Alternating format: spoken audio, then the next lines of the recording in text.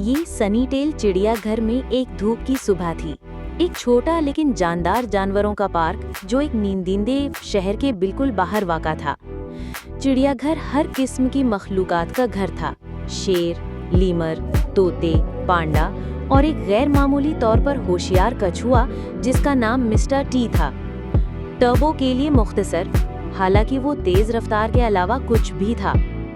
अब mister T ने एक ख्वाब देखा, ना सिर्फ कोई ख्वाब, एक जंगली ख्वाब। वो चिड़ियाघर से फरार होकर जंगल में आजाद रहना चाहता था। इसलिए नहीं कि उसे चिड़ियाघर पसंद नहीं था, वो हर मंगल को लेटिस बुफे को काफी पसंद करता था, बल्कि इसलिए कि वो चिपचिपी उंगलियों वाले बच्चों की तरफ घूरकर और फ्लेमिंगो का मजाक उड़ाने से थक गया था। वो बहुत बुलंद ख्यालात रखते थे। ओह, मिस्टर टी को देखो, वो आज 1 इंच आगे बढ़ गया है। देखो दुनिया, वो अगले स्लो ओलंपिक्स के लिए तरबियत कर रहा है।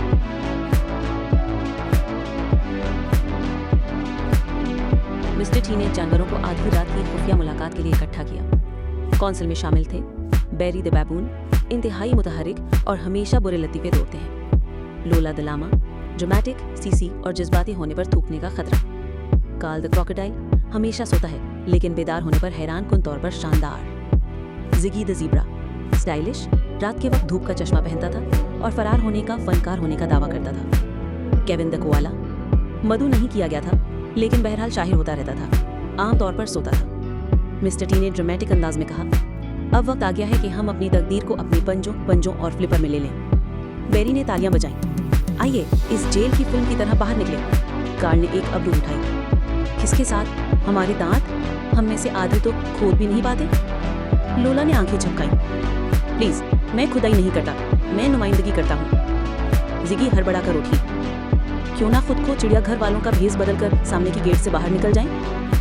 केविन ने जोर से खराटे लिया। उन्होंने एक मल्टी फेस प्लान पर फैसला किया। ऑपरेशन फ्रीडम, शदीद, मज़े का खेज, एपिक, मफिन्स के ऊपर डिजाइन किया फरार। मफिन्स क्यों? क्योंकि बेरी उन्हें मुलाकातों में लाता रहता है।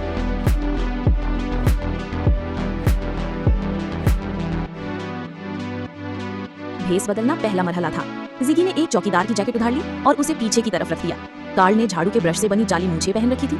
लोला ने एक चमकदार पीले रंग के रेनकोट पर इसरार किया, हालांकि बारिश नहीं हो रही थी। मिस्टर टी, उसने अपने खौल पर एक छोटी टोपी चिपका दी और उसे फैशन कहा। बेरी ने मूछें, सर पर मोप और चप्पल के तौर पर 2 रैकून पहन रखे थे। कोई नहीं जानता था कि उसने उन्हें कहां से हासिल किया। वो सबसे बेहतर शक्की लग रहे थे। जब उन्होंने गेट से बाहर निकलने की कोशिश की तो नाइट गार्ड ने उनकी तरफ देखा। अरे, क्या तुम पिछले हफ्ते केले की डकैती के वो बबून नहीं हो? बेरी ने घबराकर मफिन फेंक दिया।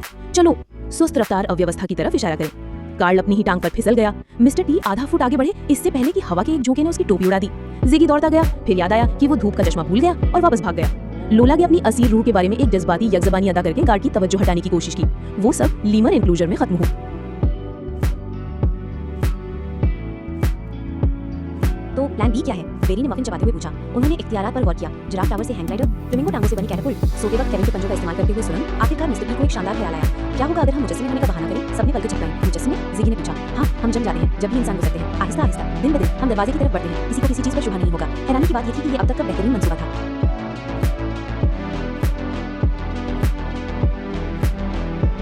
दिन 1, उन्होंने पेंगुइन तालाब के जरिए ड्रामाई अंदाज में तस्वीर कशी की। बच्चे उनसे प्यार करते थे। एक वालिद ने यहाँ तक कहा, वाह, ये चिड़ियाघर फनी हो रहा है। दिन 2, लोला ने दावा किया कि उसे दर्द है। बेरी को गलती से छींक आई और उसे एक जदीद आर्ट परफॉर्मेंस पीस समझ लिया गया। जिगी ने एक पोज मारा जिसे उसने एक्जिस्टेंशियल ज़ेब्रा कहा। दिन 4, मिस्टर टी तकरीबन 14 इंच मुंतकिल हो चुके थे। इस शरह से वो 2029 में गेट तक पहुंच जाएगा। दरी असना केविन दी कोआला किसी न किसी तरह गिफ्ट शॉप में पहुंच गया था और पांडा के ढेर पर सो रहा था।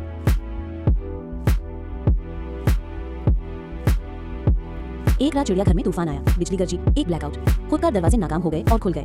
कार्ल एक बार जाते हुए चिल्लाया, गेट खुला है। तमाम जानवर घबरा गए, कुछ चक्करों में भागे। बेरी ने केक पहनी और चीखा, आजादी के लिए। केले के छिलके पर फिसलने से पहले जिगी स्टाइल के साथ गैलप ठिसा। मिस्टर टर्टल ने तेज रफ्तार 0.9 मील प्रति घंटा तक ले ली, लेकिन जैसे ही वो दरवाजे के करीब पहुंचे, स्प्रिंकलर्स ऑन हो गए। लोला ने चीख मारी, उसका रेनकोट वाटरप्रूफ नहीं था। काल कबूतर को एक तालाब में जिगी ने कीचड़ में से चांद पर चलने की कोशिश की। बेरी को गिरती हुई शाख से टकरा गया, ड्रामेटिकली यकीनन। मिस्टर टी बिल्कुल किनारे पर था जब उसने तवक्कुफ किया। उसने पीछे मुड़कर देखा, नर्म लेटस में गर्म सूरज की लाम, दोस्ताना चिड़ियाघर जो हमेशा क्लासिकल मौसीकी बजाता था। उसने सांस लिया। शायद आजादी जंगली भागने के बारे में नहीं है, उसने अपने आप से कहा। शायद ये अच्छी छपकी, डिसेंट स्नैक्स और चिड़ियाघर वालों ने उन सबको गैंडे के कलम में सोते हुए पाया। उन्होंने नए दरवाजे लगाए, जानवरों को प्ले जोन दिया और काउंसिल के इजलासों में मफिन्स पर पाबंदी लगा दी। बेरी को कुचल दिया गया। मिस्टर टी अब हर मंगल को फलसफा क्लब की क़यादत करते हैं। हफ्ते का मौजू स्वतंत्रता। क्या ये नाश्ते का वक्त जाया करने के काबिल है? जानवरों ने फिर कभी भागने की कोशिश नहीं की, लेकिन वक्तन फवक्तन जिगी अब भी अपने चौकीदार की जैकेट पहनती है।